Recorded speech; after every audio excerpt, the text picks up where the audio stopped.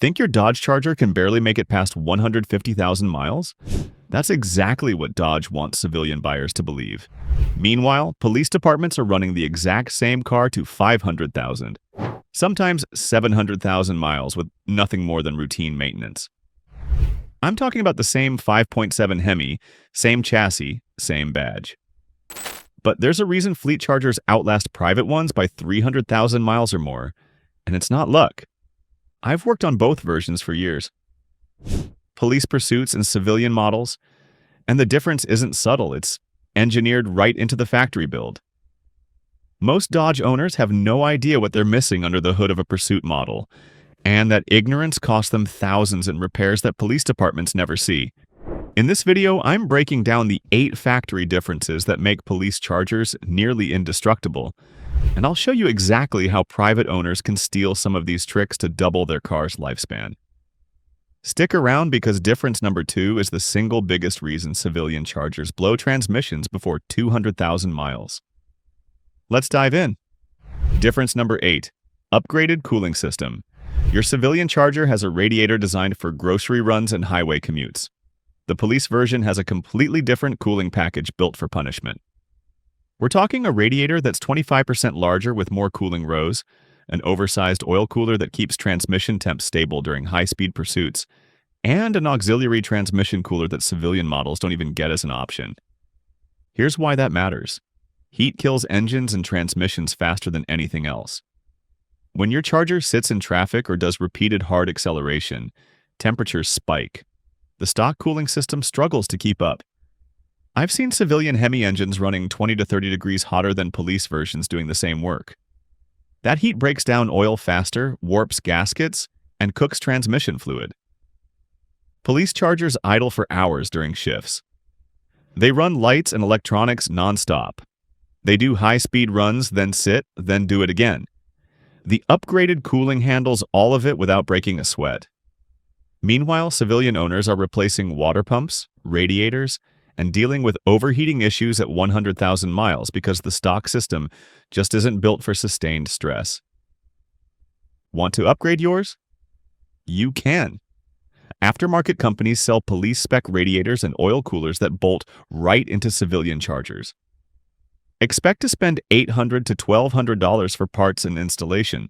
That's cheap insurance compared to a $4,000 engine rebuild from heat damage. Difference number 7. Heavy-duty transmission components. This is huge. The 8-speed automatic in police Chargers isn't the same unit you get from the dealer lot. Dodge reinforces critical internals specifically for pursuit duty.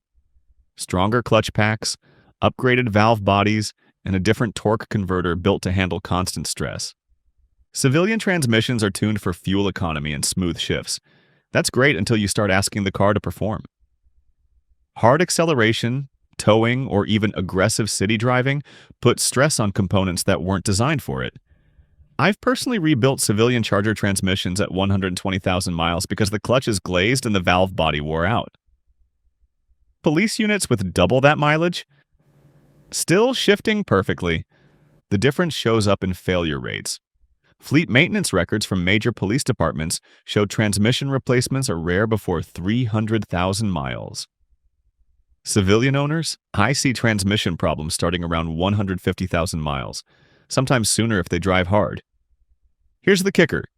You can't just swap in police transmission parts after the fact. The upgrades are built in during assembly, but you can protect what you have. Change your transmission fluid every 30,000 miles using Mopar ATF +4. Not the extended intervals Dodge recommends. Police fleets change fluid religiously, and it's a big reason their transmissions last. A $150 fluid change every 30,000 miles beats a $3,500 transmission rebuild any day. Difference number 6. Different calibration and tuning. Police Chargers run a completely different engine and transmission tune than civilian models. The computer programming prioritizes durability and reliability over performance numbers. Shift points are adjusted to reduce stress on the transmission. Throttle response is calibrated for smooth, predictable power delivery. Even the cooling fans run more aggressively to prevent heat buildup. Civilian Chargers are tuned to feel fast and responsive because that's what sells cars. Quick throttle response, aggressive shifts, and fans that stay quiet for comfort. It feels great on a test drive, but it's harder on components over time. You might think police cars would be tuned for more power since they need performance. Wrong. They're tuned for sustained performance without braking. There's a difference. A civilian Charger might feel faster off the line, but a Pursuit will run all day at highway speeds, do multiple high-speed runs, and never overheat or throw a code. Can you change your tuning? Yes, but carefully. Some tuners offer Pursuit-style calibrations for civilian Chargers that dial back aggression and prioritize longevity.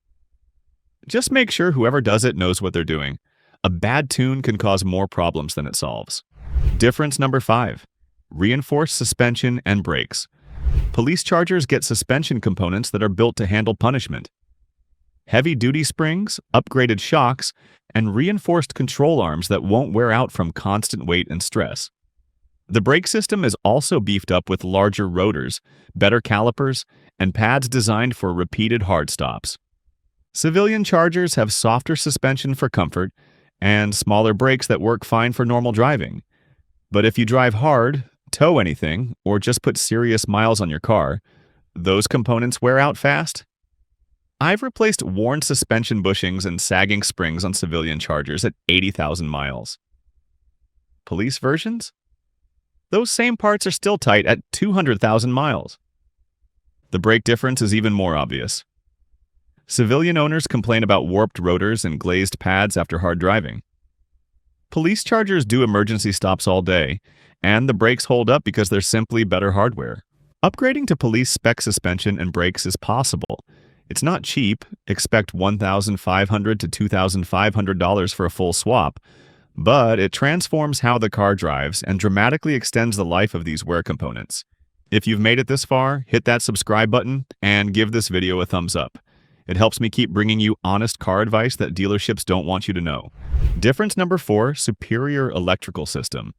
Police Chargers have a completely redesigned electrical system to handle the massive power draw from lights, radios, computers, and other equipment. We're talking a higher output alternator, a heavy-duty battery, and upgraded wiring throughout the car.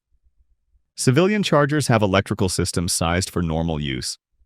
Add aftermarket accessories or even just use your car hard, and you'll start seeing issues.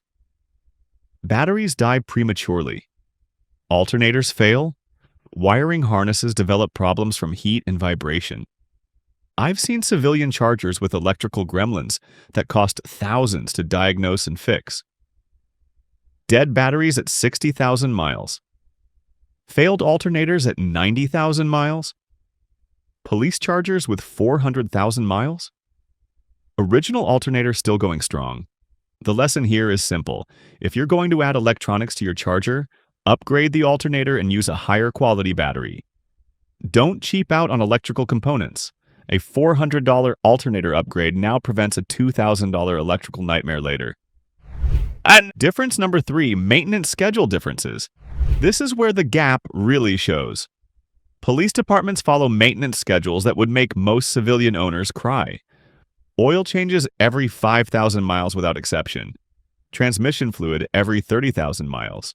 Differential fluid every 50,000 miles. Brake fluid every 2 years. Coolant every 3 years.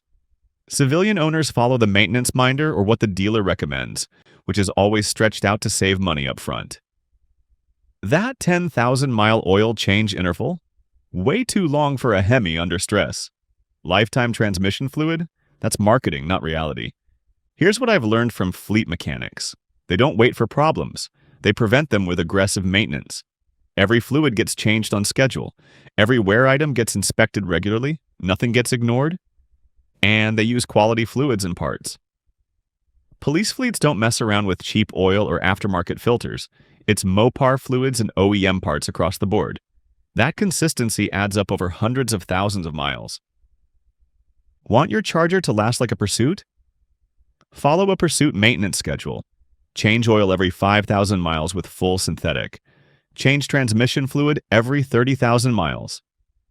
Don't skip coolant changes. Use quality parts. It costs more upfront, but it saves you massive repair bills down the road. Difference number 2, driving pattern impact. Here's something most people don't consider. How police chargers are driven versus how civilian ones are driven makes a huge difference in longevity. Police chargers spend most of their time at steady highway speeds on patrol. Yes, they do hard runs occasionally, but the majority of their miles are easy highway cruising with long idle periods.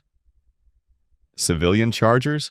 Most owners drive them in a city traffic, stop-and-go driving, short trips where the engine never fully warms up, hard acceleration from stoplights, aggressive lane changes. That kind of driving is way harder on components than steady highway miles. Short trips are especially brutal. When your engine doesn't reach full operating temperature, oil doesn't burn off moisture and contaminants. That leads to sludge buildup and accelerated wear. Police chargers rarely do short trips. They run for entire shifts, so everything stays hot and clean.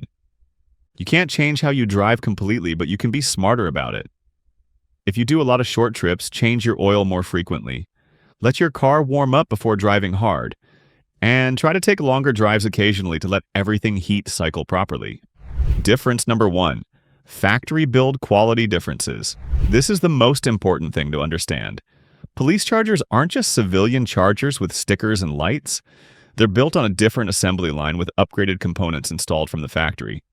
Better fasteners, reinforced mounting points, higher grade seals and gaskets. Every detail is slightly better because these cars are built to survive abuse. Dodge knows police departments will run these cars hard and track every failure. They can't afford the reputation hit of unreliable police vehicles, so the pursuit models get the attention and quality control that civilian models just don't receive. I've torn down both versions. The differences are everywhere once you know what to look for. Thicker wiring, better quality connectors, upgraded rubber components that won't crack as easily. It's not one big thing. It's 100 small things that add up to a car that simply doesn't fail. Can you retrofit all of this into a civilian charger?